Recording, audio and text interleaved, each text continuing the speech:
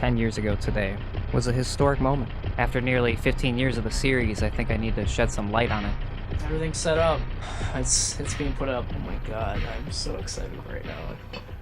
You can't even imagine where I'm at right now.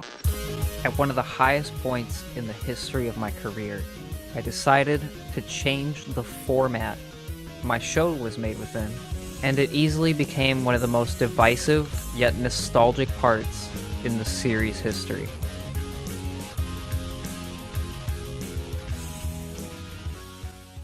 The first episode of the CNP cartoon era took place.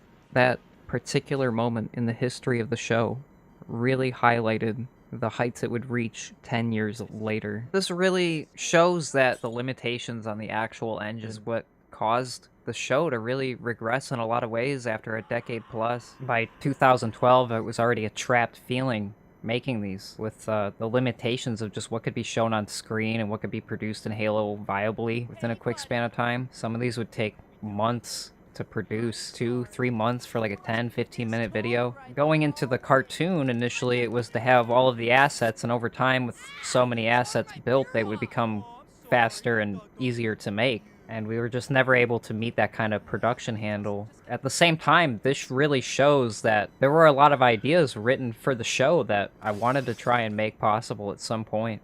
And so a lot of the show's antics today, as a result of Gary's mod and being able to produce so many of them, it's really able to explore that kind of feel that this one back in 2012 tried to do so ahead of its time, really. It's really just a creation ahead of its time by today's standards.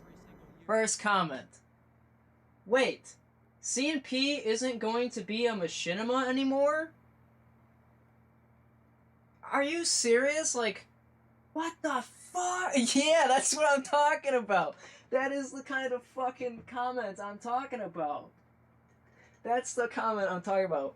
My friend Killer Magi. What the fuck? It was a very hard time after it came out. It was a very mixed reaction. By February of 2013, a lot of things in my life changed at that point. I went back to Halo begrudgingly because people just kept asking for it, and that's what I knew how to do. And so, once again, for the next 8 years after 2012, I'd make more Halo films and deal with the limitations, right around the limitations. And by 2020, I just had to give people an ultimatum. This isn't working. If I don't fix this or find something fresh and new and something capable to make this, I'm struggling mentally to even make 5 of these in a year. And I'm making these for free by myself, and it was literally mentally and physically too, with the actual time investment and just my health making it completely deteriorated by 2020.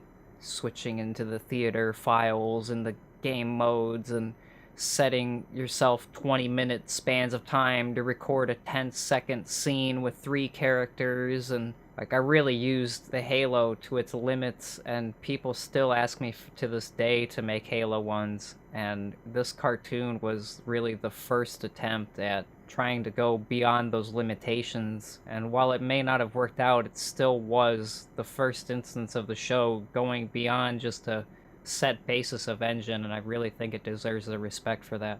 Whole booklet just filled with ideas. There's more than that. There's this booklet has a bunch of stuff in it. But the thing is, like, all these years and years and years and years, like, I've wanted a CNP episode where they go to Mars. I've wanted CNP, like, zombie apocalypse. There's tons of ideas I've had that I just never thought I would be able to pull off in Halo, and a lot of the ideas I did in Halo were just based on the broad basics of, like, what I could accomplish inside the game. I started learning more effects, and I was able to do more things. Just never felt right because Halo only had so many, like, levels to do stuff on. I would always get really disappointed if, like, they didn't have a certain kind of level I was looking for in a Halo game, and so I don't have to worry about that shit anymore. It was a very bold attempt, and it was a very early point in my editing lifetime. The whole goal was to just do something different and unlike anyone before, and really anyone after. With Gary's Mod today, it is still so early in my lifetime with producing Gary's Mod films, and I'm just getting better and better all the time, and the production output is just starting to become ridiculous in terms of the years prior. I can't help but wonder what it would have been like if, say, Gary's Mod got used instead of cartoon itself, but I feel like it wouldn't really have that nostalgic feel. A lot of people, even if they didn't like it at the time, have gone back years later and even said that it really had a nice charm to it. Just a lot of love and care behind it. But the first one took a total amount of 11 months to produce. The second one we did in a month, but it was very basic, and by the end of it, it was really just the boldest attempt at making these at a scale logistically was not going to work without a higher monetary reciprocation. To put it into perspective, October of this year alone, I produced 14 of these. I'm at this complete historic production for the series. I'm putting out over 26 episodes next year. There's over 20 of them done right now. I think it's just completely unheard of in the history of YouTube for a show to run as long as this one has. We're about to put out the most episodes ever. An event like this has just been unseen in machinima history and YouTube history, and I hope everybody's looking forward to the ride because I've just had a blast making these, and I'm at an all-time height for the production. I really feel like it's important to take a moment and give respects to one point in this channel's history, and for all of the people that have stuck around since then and have seen the show develop into what it is today. There's still a lot of elements from that era that I'm still trying to introduce, and there's so many years upon years of stuff held inside the vault. And next year, I'm just really looking forward to sharing a bunch of new ideas, a lot of old ideas, and I'm just doing my best right now to make the 15th anniversary of the series the most unforgettable point of all time in the show's entire run.